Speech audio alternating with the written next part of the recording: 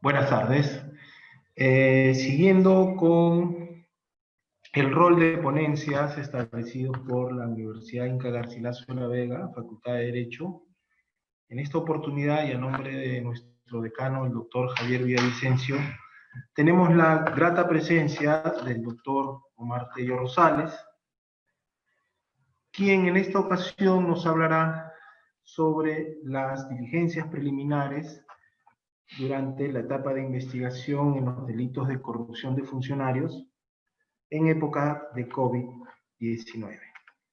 Como sabemos, el doctor Omar Tello ha tenido una larga trayectoria en la carrera fiscal, más de 20 años en la institución, habiendo empezado como asistente de función fiscal, siguiendo luego como fiscal adjunto provincial, luego fiscal provincial en el distrito fiscal de San Juan del Lurigancho, posteriormente como fiscal superior en el distrito fiscal de Lima Sur, siendo 2 veces presidente por el periodo 2015-2018, y actual coordinador de la oficina, ¿no?, de la Fiscalía de Corrupción de Funcionarios, ¿no?, coordinador nacional. El tema a tratar es un tema por demás interesante. Hoy día vemos cómo nunca antes visto la Fiscalía actúa rápidamente frente a la noticia criminal.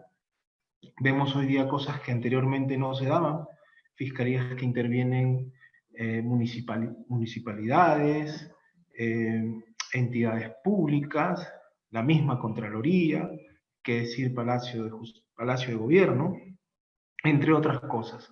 Y esto se vive porque hay un cambio en el Ministerio Público. En los últimos años, la nueva generación ha hecho de que la Fiscalía tome de alguna forma acciones prontas y sobre todo interesantes en busca de la eficacia de las investigaciones, ¿no? Para nosotros, para la universidad, es grato contar con la presencia del doctor Omar Tello, quien nos va a ilustrar en su ponencia. Le pedimos al doctor que luego, culminada de su ponencia, pueda estar atento a las preguntas que los participantes a través del Facebook puedan aportar con una pregunta, la misma que será suelta en su oportunidad. Sin más preámbulo, le damos paso al doctor Omar Tello Rosales para su ponencia en este caso.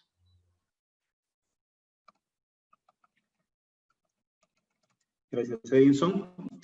Gracias también al decano de la Facultad de Derecho de la Universidad Inca Garcilaso de la Vega, el doctor Javier Villavicencio. Bueno, está de más decir la labor que vienen desempeñando los fiscales especializados en el delito de corrupción funcionarios. Yo soy el coordinador, y valga decir, pues, un vocero del gran trabajo que vienen realizando los 124 despachos a nivel nacional en las 42 sedes del Perú. Y que, como ha referido el doctor Edison Hurtado, pues es una labor muy destacada que en tiempos de pandemia, donde realmente pues hay una lucha contra este virus, hay un riesgo en las actividades que vienen realizando cada uno de los fiscales, ellos están ahí dando batalla por justamente sacar las investigaciones, hacer que los hechos delictivos se conviertan en acusaciones y de esta manera pues nosotros poder entregarle a la sociedad lo que tanto quiere, que es la justicia que reclama. Sin más preámbulos, quiero pasar una vez a la exposición de las diapositivas.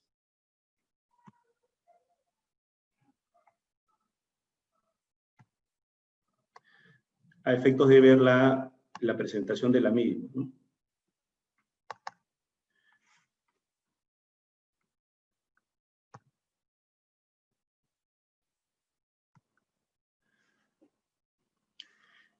El Perú, desde hace 10 años, realmente viene con unos indicadores muy favorables. Según el INEI, se nos ha dicho, pues, de que tenemos 21 años de crecimiento continuo.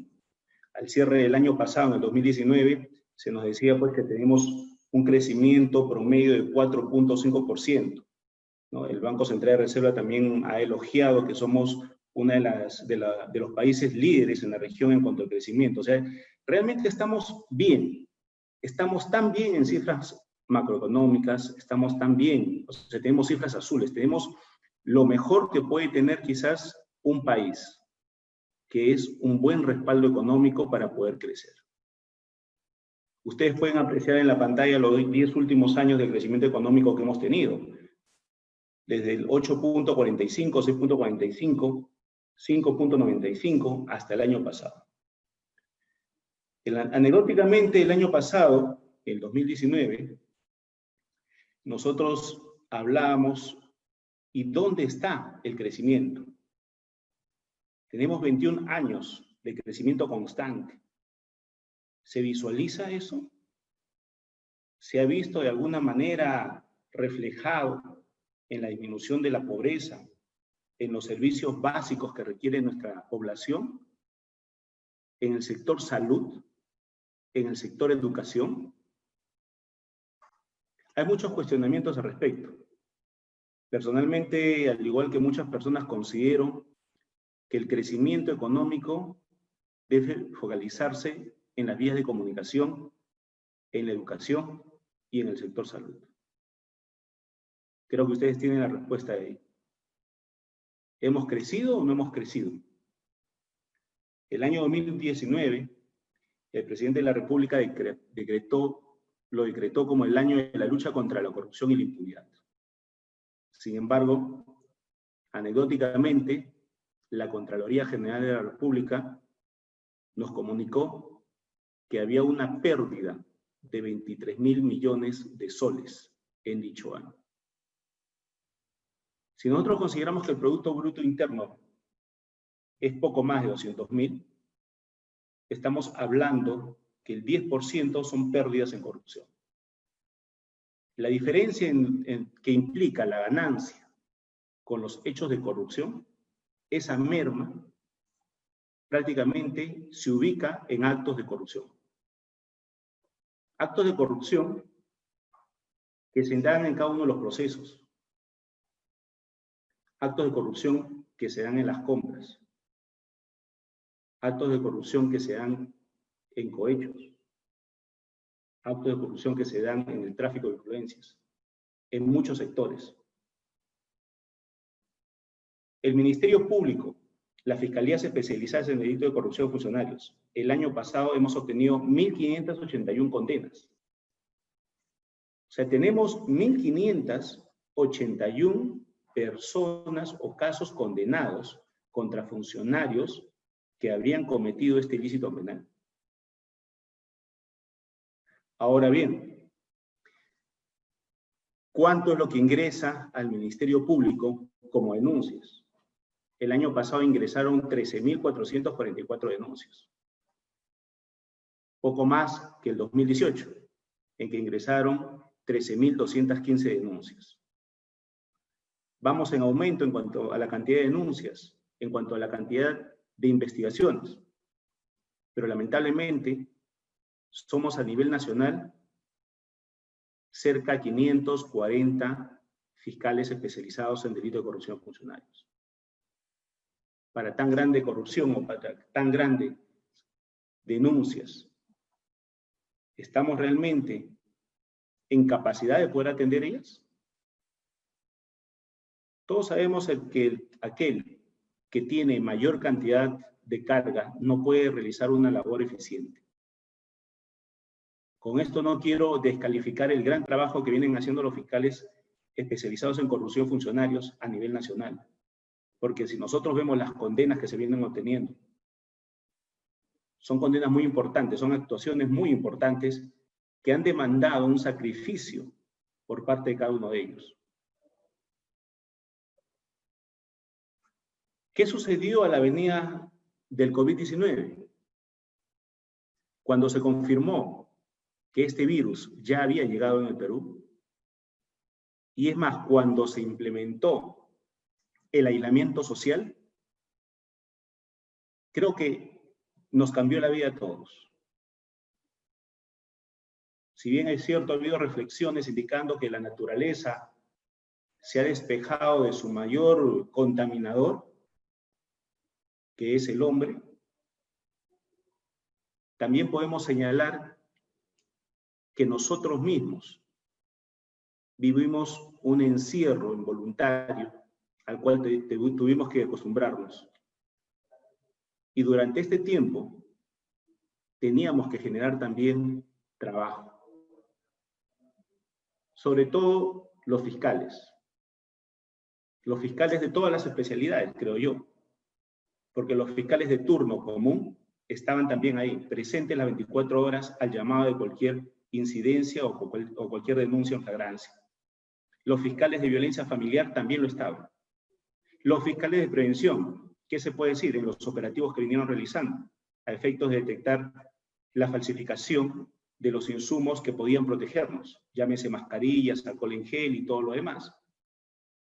Y también los fiscales especializados en corrupción de funcionarios, los FICOF. Los fiscales especializados en corrupción de funcionarios estuvieron atentos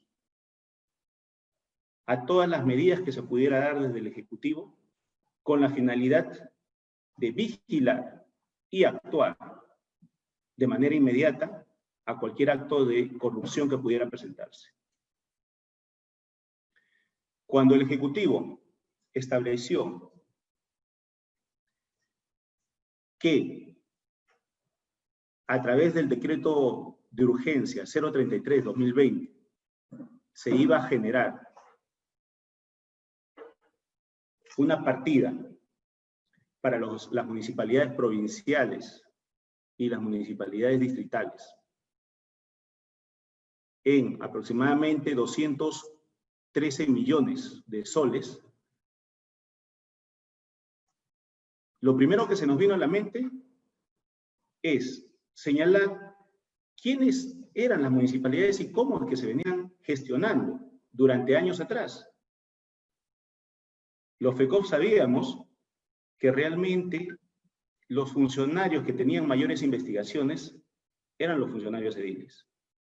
Sabíamos también que las municipalidades eran las más agraviadas con toda esta serie de procesos por delito de colusión, negociación incompatible.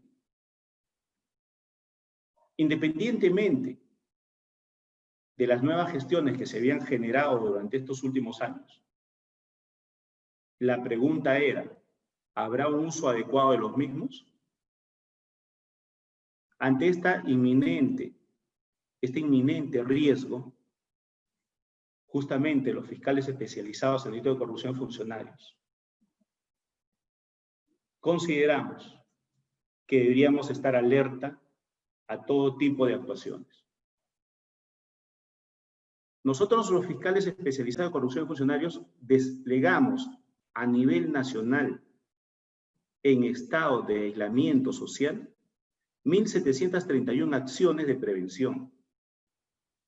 Muchos de los fiscales fueron a cada una de las municipalidades a efectos de exhortar a los alcaldes y demás funcionarios a que debieran efectuar las compras de las canastas básicas familiares de la mejor manera, de manera correcta, de manera adecuada, transparente. Asimismo, nosotros podemos señalar que durante todo este proceso, bastante sacrificado de los fiscales, se pudo llegar a muchas de las municipalidades que mañana más tarde, lamentablemente, podían estar involucrados en actos de corrupción. Fue una prevención masiva. Si hacemos un análisis cuantitativo de la cantidad de municipalidades que habrían recibido el dinero para la compra de las mismas, que son más de 1.800, y consideramos que tenemos nosotros a la fecha 308 casos de canastas en las diversas municipalidades, es mínimo el porcentaje. Sin embargo, hay otros datos o hay hechos todavía que merecen ser investigados con posterioridad. Hechos que nosotros estamos en etapa de indagación. ¿Y cuál es nuestro balance? Porque nosotros podemos establecer que dentro de las líneas de prevención, dentro del control social que ejerce el Ministerio Público, como órgano encargado de la prevención del delito, así como la persecución de la misma, Actuamos en el área de prevención, disuadiendo de su perpetración a través de estas acciones directas. Pero a pesar de ello, nosotros establecimos que desde el 16 de marzo hasta el 30 de junio se habían reportado 925 denuncias por presuntos actos de corrupción. Durante el tiempo que duró el aislamiento social, los fiscales han hecho esta cantidad de intervenciones. Es elevado el número. Es elevado y no solo eso, sino también es una actividad muy riesgosa. Porque para hacer una intervención, para ir a recabar los expedientes de adjudicaciones, para tomar la declaración de algún testigo, para recoger una canasta, para recoger una mascarilla, un alcohol en gel, un cojín de lejía o un frasco de alcohol, tienen que hacerlo de manera presencial, expuestos al contagio. Pero lo hicimos. Los FECOF estuvieron presentes ahí.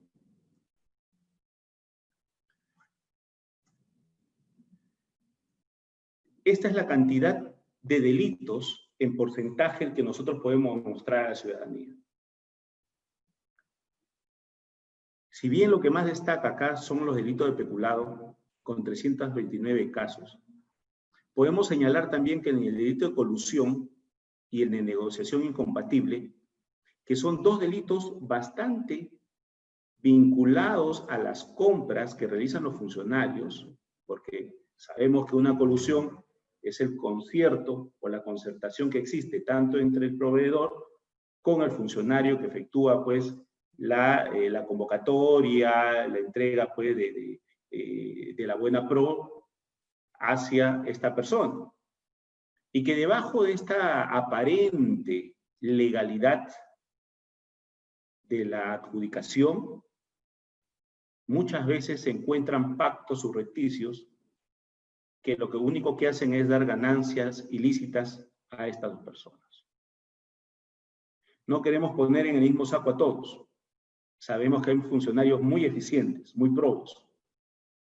Sin embargo, las denuncias y las condenas también indican de que hay malos funcionarios y proveedores que se coluden con ellos para defraudar al Estado. Pues bien, estos son los números que tenemos durante el aislamiento social. Podemos clasificarlo quizás en tres grandes grupos. Las investigaciones vinculadas a los actos de corrupción en la entrega de las canastas, como se ha dicho, que estaba referida a los presuntos delitos en la repartición de las mismas. ¿Cuáles son los delitos que pudieran generarse en estos? El peculado agravado es uno de ellos.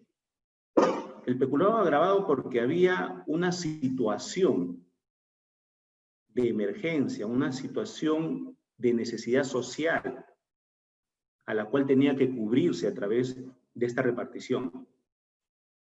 Y esta clase de delito de peculado es agravado justamente porque se afecta a los beneficiarios en esa etapa.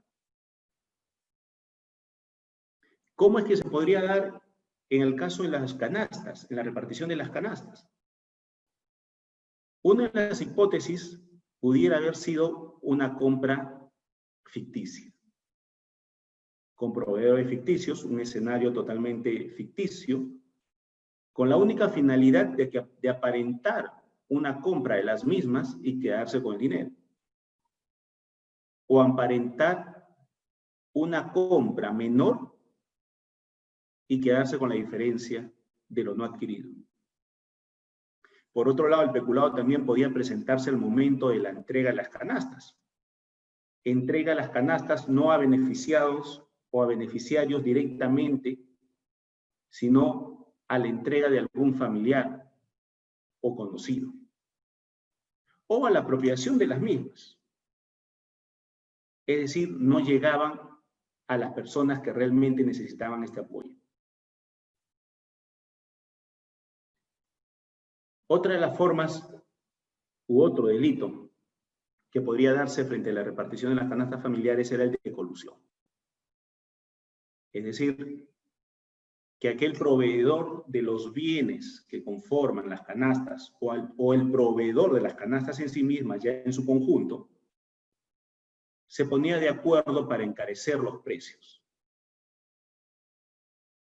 Todos sabemos que los bienes, y en este caso pues de primera necesidad, el arroz, el azúcar, no sufrieron un incremento.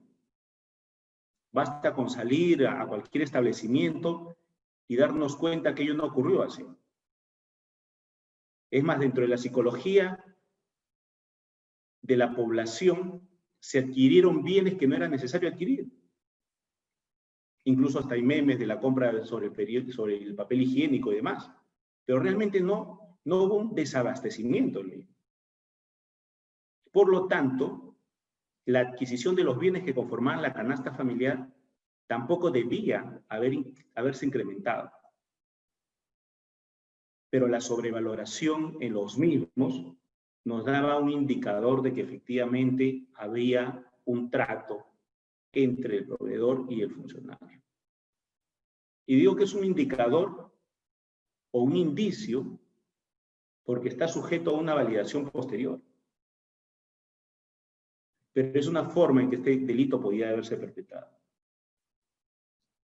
Y como sabemos también la negociación incompatible, que básicamente actúa como un hecho supletorio o una imputación supletoria de colusión.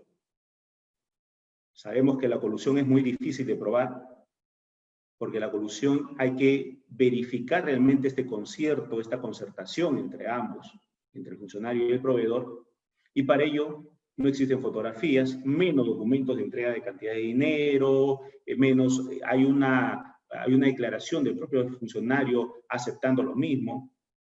Las pruebas en estos hechos es muy difícil de obtener, dado de que todo está aparentemente cubierto por los documentos legales que incluso se encuelgan y se dan publicidad tanto en las instituciones públicas como también en los sistemas informáticos de OCE.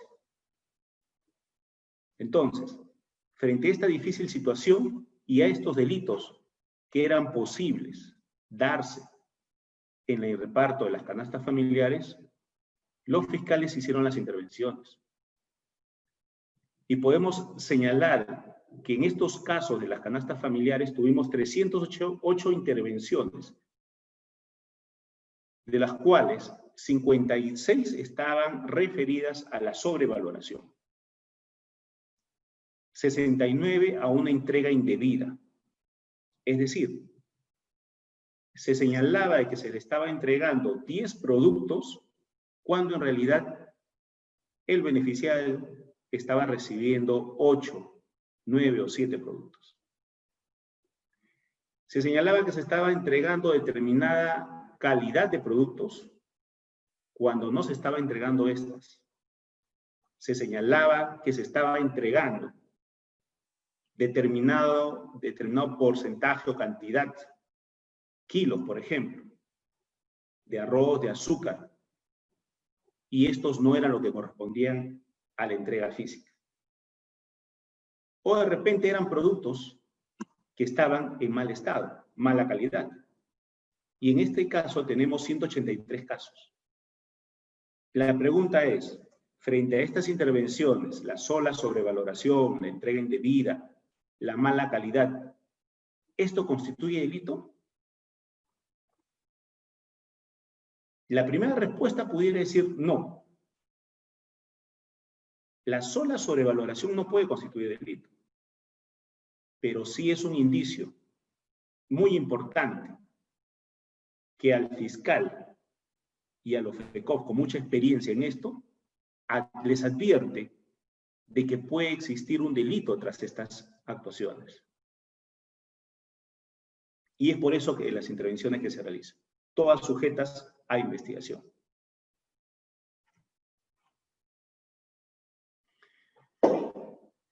Hablamos que uno de los delitos que podía darse en la entrega de las canastas era el peculado. ¿Por qué? Porque la entrega pudiera ser para una persona vinculada al funcionario y que no requiera de esta entrega, que tenga ingresos suficientes, o sea, no estaba en el grupo de beneficiados, o no debería estar en el grupo de beneficiados. Y con 308 intervenciones, ya nosotros teníamos bastante para investigar. Sin embargo, el 9 de junio de este año, ya culminada pues, la entrega a las mismas, la Contraloría General de la República nos alcanza una lista de 4.212 funcionarios que habrían recibido esta canasta. Y dentro de esos funcionarios existen algunos que habrían ganado más de 10.000 soles, más de 5.000 soles, como también otros que habrían ganado 1.200 soles. No podemos señalar que estos son, en los últimos casos no podríamos señalar que no son personas que pudieran ser beneficiadas, porque de repente hay algún funcionario o de repente algún servidor con un sueldo de 1.200 que tiene pues una necesidad o tiene dentro de casa personas en riesgo, tiene un colapso económico familiar, dado que la esposa ya no puede trabajar, de repente tiene hijos enfermos y toda esta clase de situaciones que sí lo podrían volver vulnerable. Obvio que quien tiene más de 10.000 soles mensuales ganando no se encuentra en esta condición. Sin embargo, corresponde ya a la Fiscalía de Corrupción de Funcionarios verificar en qué situaciones se pueden presentar estos hechos vinculados al delito de corrupción y en qué situaciones no. Nosotros hemos procedido a hacer el disgregado de toda esta cantidad de comunicaciones de los 4.212 funcionarios y repartirlas y entregarlas a cada una de nuestras sedes a nivel nacional para las indagaciones respectivas. Sin embargo, si nosotros nos ponemos a pensar que son 4.212, imagínense la cantidad de trabajo que pesa sobre nosotros. Otro de los aspectos importantes durante este tiempo de aislamiento ha sido las compras que se han venido realizando en los sectores de salud y la Policía Nacional. Bastante cuestionados al respecto. ¿Por qué? Porque justamente estos dos sectores fueron los que durante el aislamiento se encontraban como en la primera línea de batalla para enfrentar al COVID. Siempre que me han preguntado lo mismo, he dicho de que cuando uno envía a un efectivo policial a una intervención, lo tiene que enviar premunido pues de su armamento, de su chaleco antibalas, de todos los mecanismos de protección y también de ataque para repeler cualquier situación de riesgo de violencia.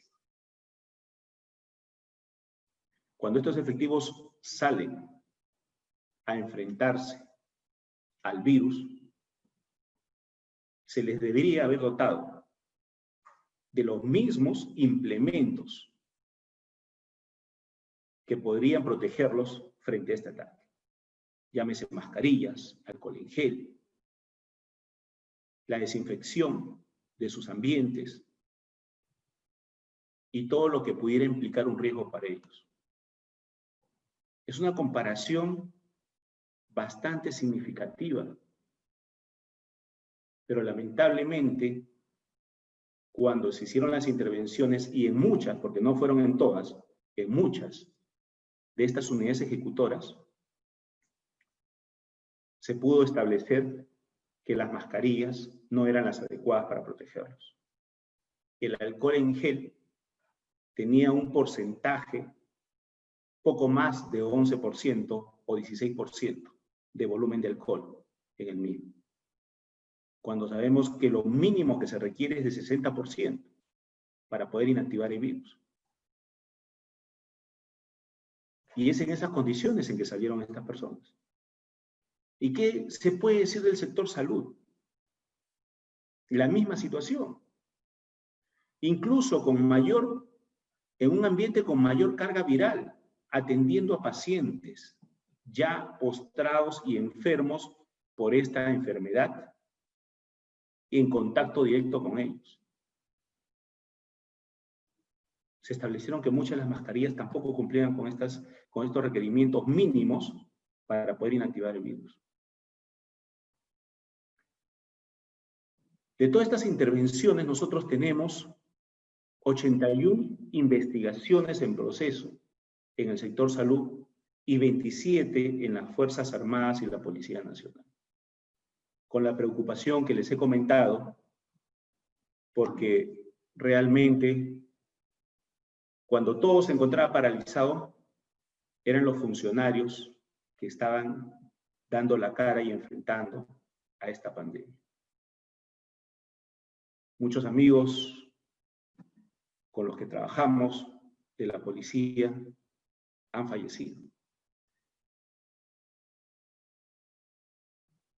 Quizás hay una situación que lamentar por lo que se hizo o por lo que no se hizo adecuadamente. Hay una posición realmente garante de quienes compran estos implementos para cuidar del personal policial. Será parte de las investigaciones las que demuestren realmente si hubo una actuación delictiva en esas compras. Y de ser cierto ello, de llegar a esa hipótesis, esperemos que el Poder Judicial dé lo mejor de sí y aplique, pues, sentencias condenatorias ejemplares para estos casos.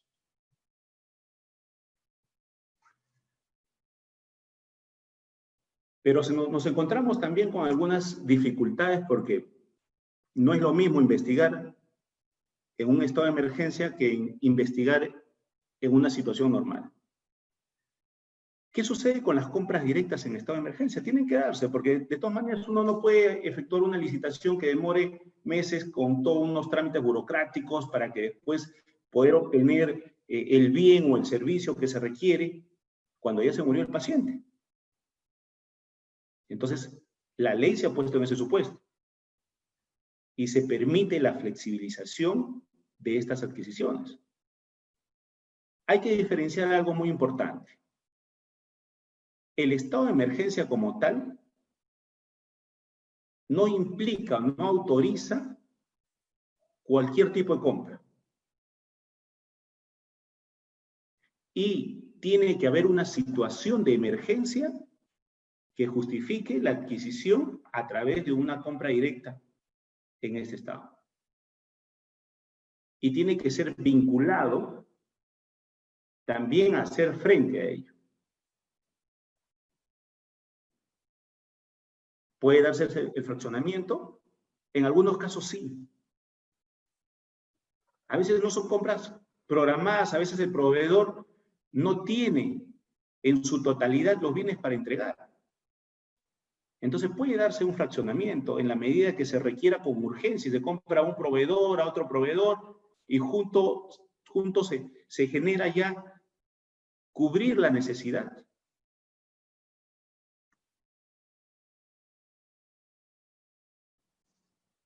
Debe estar inscrito en el Registro Nacional de Proveedores a quien se le compra. También depende. Eso depende mucho de la necesidad. Porque es la urgencia la que manda en esta situación. El famoso precio del mercado. Y esto pasa justamente por saber si realmente existe o no una sobrevaloración.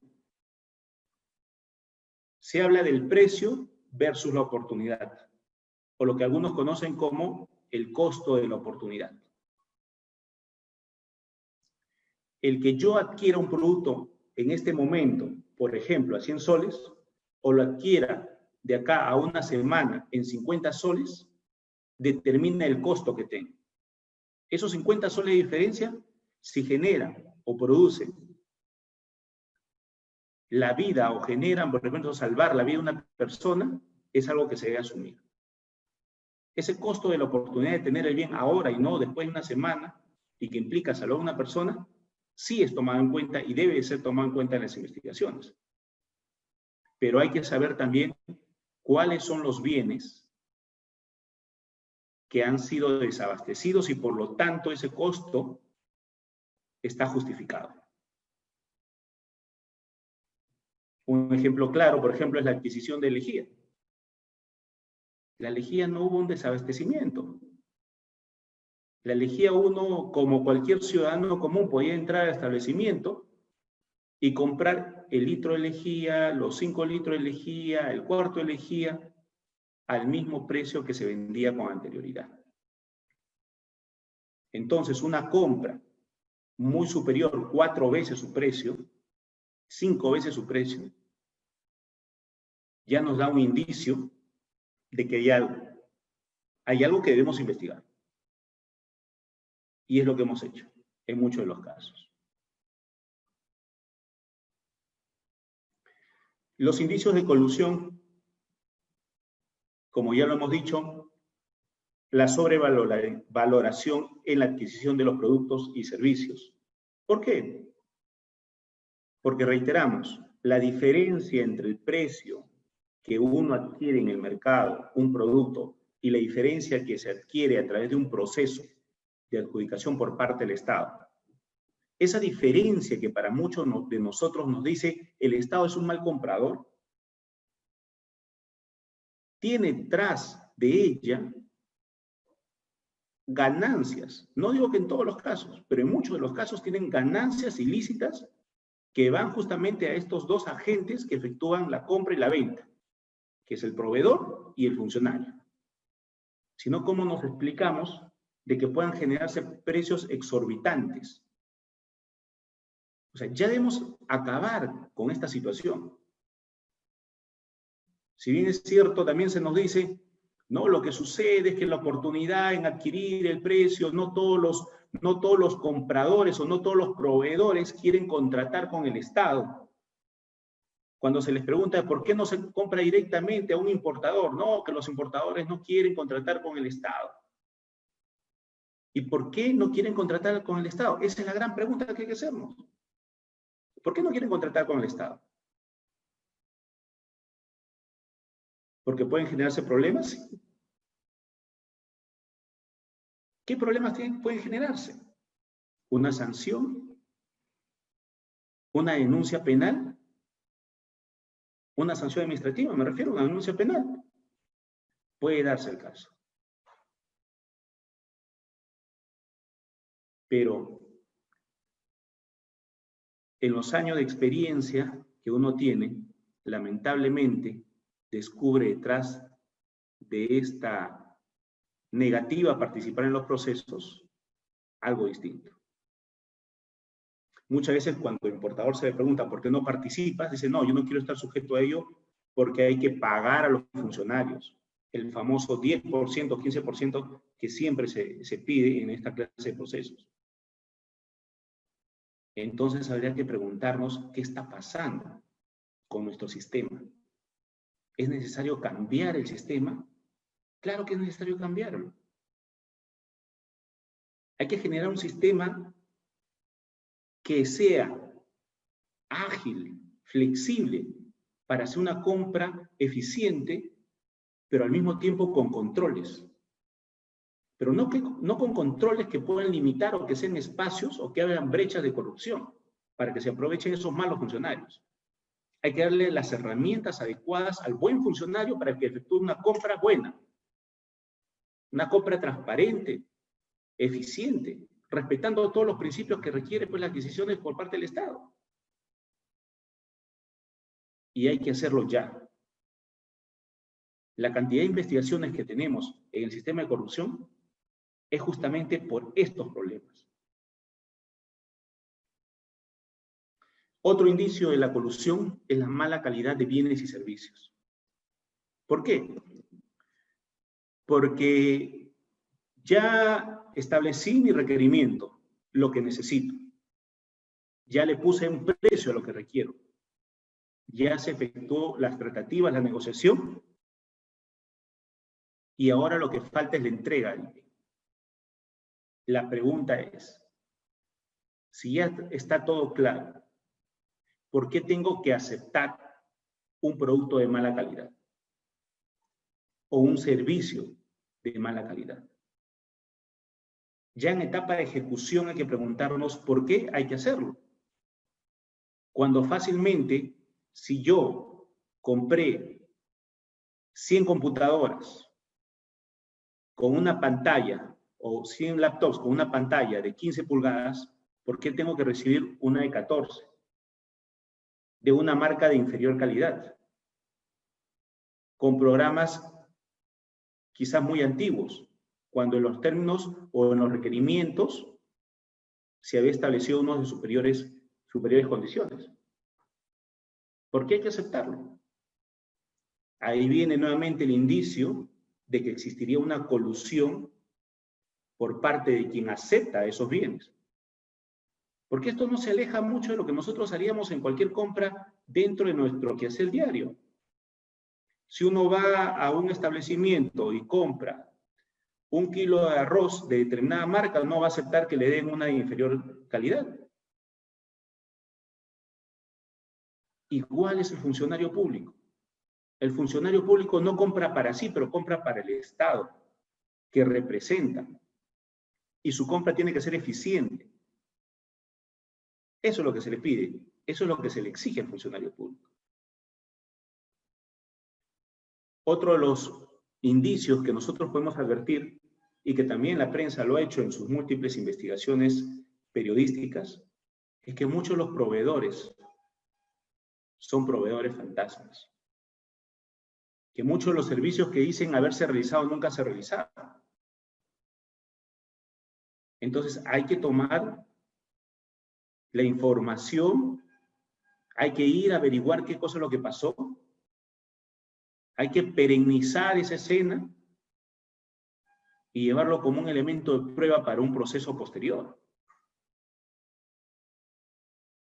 A veces se le pregunta a personas que de repente pueden ser testaferros. ¿Cómo es que tú logras adquirir una cantidad de productos por el valor de 1 millón, 2 millones, cuando quizás eres estudiante de los primeros ciclos de la universidad? ¿Cómo es que tú te desempeñas en un oficio donde ganas 500, 700 soles, sin embargo apareces como proveedor o como gerente de una empresa que licita millones? Esos son los indicios que nos llegan a nosotros y en eso nosotros nos basamos para investigar. ¿Y qué decirse de los adjudicatarios recurrentes? Aquellos adjudicatarios que siguen a los funcionarios. Si el funcionario está en una dependencia A y es trasladado o es promovido a la dependencia C, coincidentemente también se traslada con el mismo proveedor. Puede haber tenido un objeto social distinto, pero cambia su objeto social y aparece como proveedor en la nueva institución. Eso también es un indicio para que nosotros podamos investigar, porque hay un acercamiento entre el proveedor y el funcionario. ¿Qué indagaciones hemos realizado o venimos realizando de manera inmediata? Los FECOF a nivel nacional, lo primero que van a buscar es el expediente de adjudicación, el expediente de contratación. Porque ahí se encuentra prácticamente la justificación, la necesidad de la compra. ¿Quién lo requirió? ¿Por qué no lo requirió? ¿Cuándo lo requirió? ¿Qué necesidad tenía que ser satisfecha?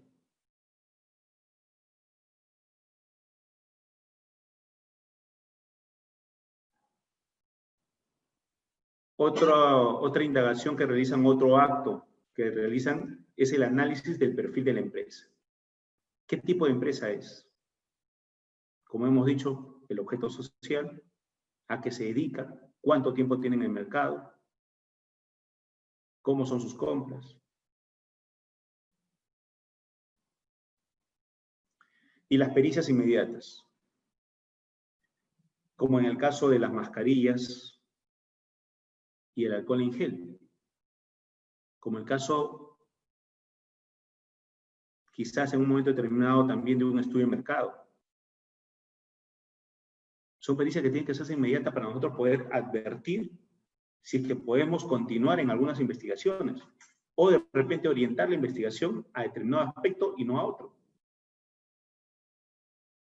En el caso específico de las mascarillas, del alcohol en gel, de la lejía y los demás elementos, artículos de limpieza y los elementos de protección, era necesario hacerlo de manera inmediata, más allá de la investigación, por la salud de todas aquellas personas que están involucradas en la lucha contra el COVID y que empleaban estos elementos de bioseguridad y materiales de limpieza para ser protegidos.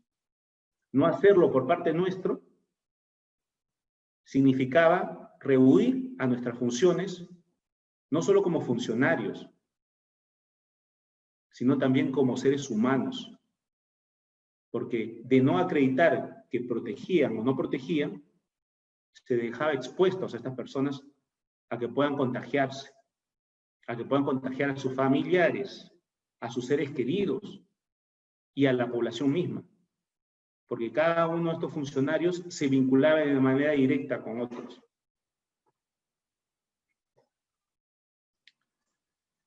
Y ahí, nuevamente, los fiscales estuvieron al pie de la batalla, efectuando las incautaciones respectivas, trayendo pues los materiales, yendo a todos los lugares donde había que ir para recabar los mismos y someterlos al peritaje.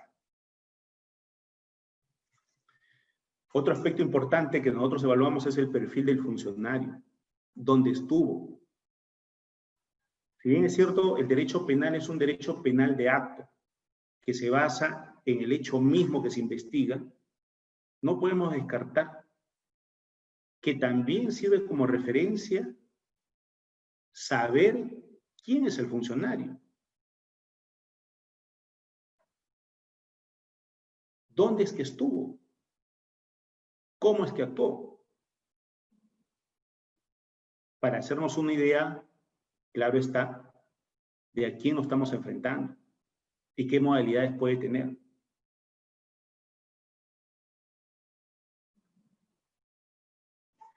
Algo quizás más avanzado, ya en las investigaciones que van a tener que darse son las propias auditorías, los allanamientos, ¿no? Cuando se requiere tener algunos bienes, algunos elementos importantes para la investigación, es necesario justamente pues acopiar los mismos para un posterior análisis.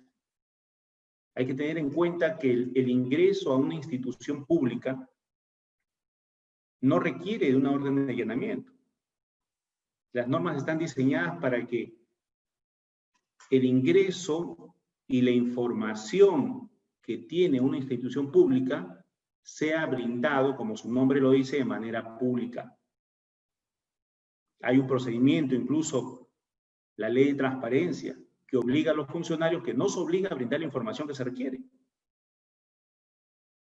Es más, está sujeta a sanciones cuando no se entregue esta información, salvo que se encuentre dentro de las excepciones que establece la propia ley, como por ejemplo, pues, la información reservada, secreta, que involucra algunos aspectos de seguridad nacional, o como por ejemplo las investigaciones, ¿no? que se llevan a cabo.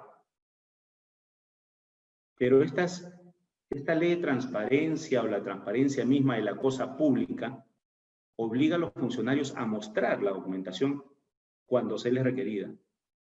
El fiscal tiene el poder, la autoridad, para solicitar toda información que tenga relación con el hecho criminal y que esté en manos del funcionario. Y no solo del funcionario, sino también de los civiles. Entonces no nos pueden decir a nosotros los fiscales, no puedes ingresar a este establecimiento público, porque primero es público. Y segundo, porque la información que ellos tienen no lo tienen en su condición de personas civiles, lo tienen en su condición de funcionarios y con la obligación de entregar la misma. No es una información privada. No estamos ingresando a levantar sus comunicaciones, sus cartas, no, estamos ingresando a recabar información de una institución pública. Por lo tanto, no necesitamos ninguna orden judicial para hacerlo. El código establece que el funcionario debe exhibir la documentación y si el fiscal lo requiere, la retira. Y allanamiento, cuando se trata, eso sí, de domicilios, de lugares privados, donde nosotros tenemos que necesitar una orden judicial para hacerlo. Las incautaciones, propias también en los allanamientos.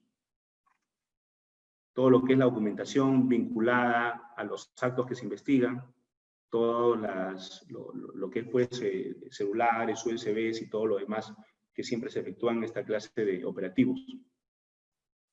Levantamiento de secreto de las comunicaciones también, ¿no? Si uno tiene un celular, si uno tiene un correo, también es obvio que hay que conocer el contenido del mismo, y ese derecho, como está constitucionalmente protegido, requiere de una autorización judicial para vulnerarlo. Entonces, se pide la autorización judicial y se conoce el contenido de las comunicaciones en ese sentido, siempre vinculado al hecho delictivo que se investiga. No podemos olvidar la protección de nuestro personal. En este tiempo de COVID, el personal fiscal ha tenido que salir a cumplir con su misión, pero también provisto de la seguridad que se requiere para poder efectuar un trabajo donde el riesgo se minimice. En el último operativo tuvimos 45 fiscales aproximadamente desempeñando esta labor, todos con las medidas de protección adecuadas, no solo para ellos, sino también para las personas que se encontraban en los domicilios que no se han contagiado. Se contó con 2 médicos que hicieron el registro, ¿no? Se midió la temperatura, se les preguntó con la ficha pues, esta epidemiológica a efectos de descartar cualquier riesgo que pudieran presentar ellos, también para las personas que iban a ser intervenidas. Y de esta manera, con este protocolo, es que se llevó a cabo el primer allanamiento que tenemos hasta ahora, vinculados a estos hechos de corrupción durante el aislamiento social. Pero esta investigación no hubiera sido tampoco, no es una investigación que lo realice solo el Ministerio Público. El Ministerio Público es director de la investigación, pero también tenemos aliados estratégicos para esta lucha. A nivel de la policía hemos contado con la intervención de IGIMIC, que es el Departamento de Inteligencia, ¿no? DIRCOCOR, que es la Policía Especializada en Corrupción de Funcionarios, DIVIAC, que es la División pues, de Alta Complejidad. Tenemos también al Departamento de Inteligencia de la Policía, y tenemos muchos otros aliados estratégicos, tanto operativos como inteligencia de la Policía Nacional, que nos han apoyado y que nos vienen apoyando en el desarrollo pues, de nuestras funciones. La Contraloría General de la República también, y inicialmente apenas se dio esta suerte de aislamiento social, tuvimos el contacto con el Contralor General de la República, Nelson Chap, y nos prestó las facilidades, desplegamos una serie de comunicaciones, de relaciones, tanto de los fiscales en cada una de las sedes con las oficinas regionales de la Contraloría General, y de esta manera pudieron articular muchos operativos, muchas intervenciones, y siempre pues con las coordinaciones se puede conseguir mayores cosas, y es lo que se ha conseguido en muchos de los casos. La oficina de peritajes, ¿no? Debemos dejar de mencionar, por ejemplo, al gerente Daniel Pire, quien es muy proactivo para esta clase de trabajos. Las pericias que han merecido un resultado inmediato, lo ha hecho, han trabajado pues sábado, domingo, igual que muchos los fiscales, han querido obtener estos peritajes con la única finalidad de que nosotros los fiscales tengamos un poco más de claridad respecto a lo que estamos investigando. Y los especialistas en cada una de las materias donde se viene efectuando estos hechos. Nosotros podemos necesitar especialistas biomédicos, dada la situación en la que nos encontramos en la compra de equipos para combatir el COVID, ¿no? Ventiladores, ambulancias. Son especialidades exclusivas para esta clase de adquisiciones, ¿no? Y son personas que nos pueden brindar el apoyo de manera inmediata. Podemos tener de repente también especialistas en el MEF, tener especialistas en SUNAT, de acuerdo a los requerimientos que nosotros vayamos realizando en su momento con fines de esclarecer los hechos que se vienen investigando, ¿no? Pues bien, solo quería señalar lo último, que se señala siempre si una audiencia física es lo mismo que una virtual, si es que efectivamente esto se da de igual manera, si se atenta contra algún principio. Ya nosotros estamos en una era totalmente distinta, quizás no de manera voluntaria, no es que hayamos querido ingresar voluntariamente a este nuevo diseño o esta nueva actuación procesal, pero ya nos encontramos en ella. Entonces hay que adecuarnos. Muchas empresas destinan mucho dinero para esta gestión del cambio, la transición a veces de lo físico a lo virtual. En nuestro caso, en nuestro caso ni siquiera nadie preguntó si es que queremos o no realizar una audiencia en esta clase de cosas, ¿no? Sencillamente se nos presentó y hay que hacerlo. Yo sé que han surtido por ahí algunas publicaciones de que no está conforme con el principio de inmediación, porque no se visualiza a la persona, pero creo que los elementos o los materiales o las herramientas tecnológicas nos brindan todas las facilidades para que podamos nosotros pues conocer, ver incluso el lenguaje no verbal, ¿no? El gesticular de las personas, de los acusados, de los testigos, de los peritos, poder interrogarlos. Ahora incluso hasta con las herramientas tecnológicas se puede acercar los documentos con mayor proximidad a lo que tú no tienes en la vista. La capacidad sensorial que se puede advertir a través de estas herramientas tecnológicas es enorme. Por lo tanto, no existe, y es más, está respaldada en la normatividad, la videoconferencia y el empleo de las herramientas tecnológicas para cumplir el trabajo. Entonces, en esta situación de pandemia, lo que nosotros estamos haciendo es ingresar a ese mundo virtual y poder generar esos elementos probatorios para mañana más tarde también sustentarlo ante el juez, que será también de la misma manera, de manera virtual. Así que no hay ningún problema en esos aspectos, ¿no? En algunos casos sí, la cantidad de tomos, de folios complica mucho, ¿no? Porque uno puede revisar de repente una carpeta menor en volumen, pero revisar 200 tomos, 300 tomos, es ya más complicado. Pero habrá momentos también para poder interactuar sobre esa situación y encontrar algunas soluciones que puedan darse con la única finalidad de generar más justicia pues, a la sociedad.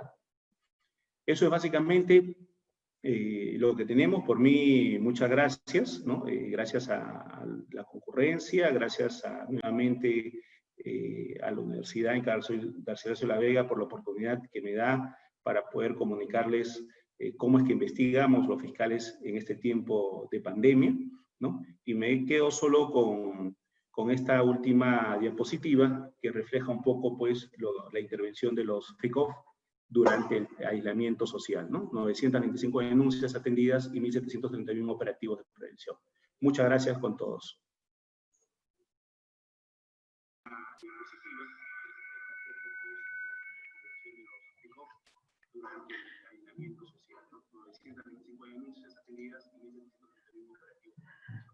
Muchas gracias con todos.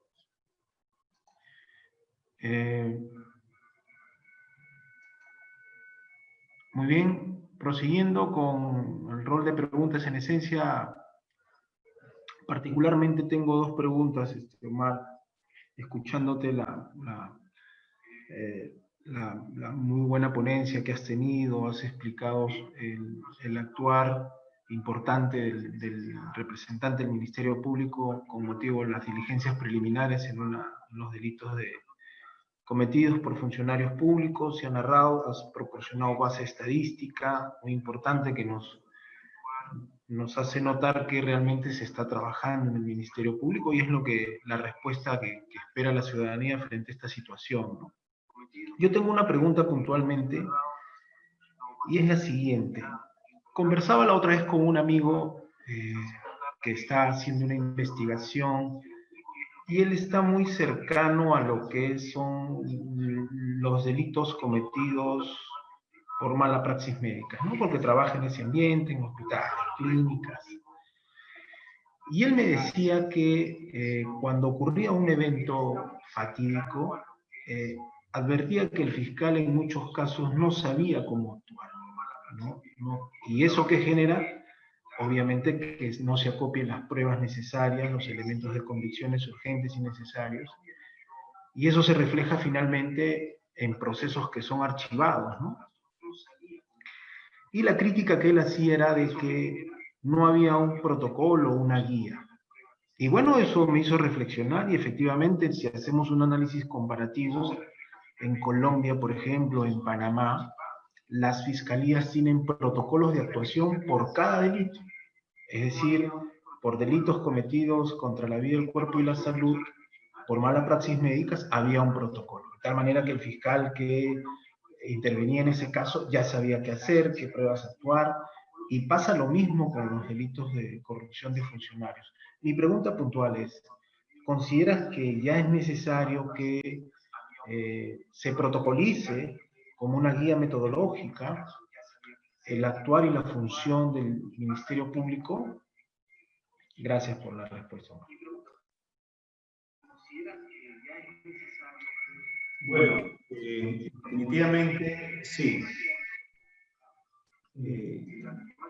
¿Qué implican los protocolos, ¿no? Si bien es cierto, hay muchos fiscales con los que hemos conversado y que indican de que no se puede protocolizar todo, no se puede generar una suerte de guía que parametre la actuación del fiscal, sino que la investigación es muy flexible, muy abierta, lo cual es verdad.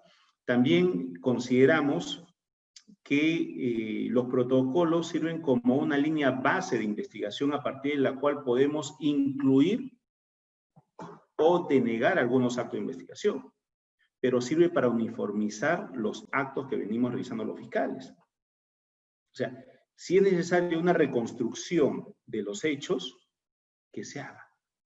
Si no es necesario, ¿para qué gastar recursos? Creo que ya la gestión que se viene dando de manera muy genérica en la actuación de los fiscales va orientada mucho a estandarización de procesos. O sea, si bien es cierto, cada fiscal tiene su propia estrategia de investigación, también es cierto que hay algunos actos de investigación que deben realizarse sí o sí en determinados hechos que se investigan, frente a determinados delitos. Es como si nosotros dijéramos que es impensable que en un hecho o en un delito de conducción en estado de ebriedad no se practique el dosaje etílico, ¿no? Es algo similar. O sea, hay actos de investigación que necesariamente se tienen que dar. Y la protocolización o los protocolos de actuación van justamente a este nivel. O sea, darle a los fiscales y también la seguridad a la ciudadanía de que hay actos de investigación que se tienen que realizar de manera concreta en cada una de las investigaciones. Y esto permite, de algún modo, también a aquellos fiscales que se van sumando a la especialidad, saber y conocer qué actos pueden realizar en determinadas investigaciones. O sea, lo considero muy necesario. Y respecto ya a la especialización, en el caso de las Fiscalías Especializadas de Corrupción de Funcionarios, el conocimiento de los delitos, el conocimiento de las modalidades y todo ello, creo que ya quienes tenemos mucho tiempo en esta clase de investigaciones sabemos muy bien cuáles son los actos de investigación que sí se deben realizar en las investigaciones y qué actos de investigación no se deben realizar. Por lo tanto, considero pues, de que efectivamente sería bueno trabajar ya en la protocolización de las investigaciones, sobre todo en algunas modalidades delictivas. Muy bien. En representación de nuestro decano, el doctor Javier Villavicencio, agradecemos la ponencia del doctor Omar Tello y los invitamos a posteriormente a seguir con la secuela de eventos académicos que está realizando la Facultad de Derecho. Muchas gracias nuevamente al doctor Omar por la ponencia. Muchas gracias también a los participantes y será hasta otra nueva oportunidad. Gracias. Muchas gracias nuevamente.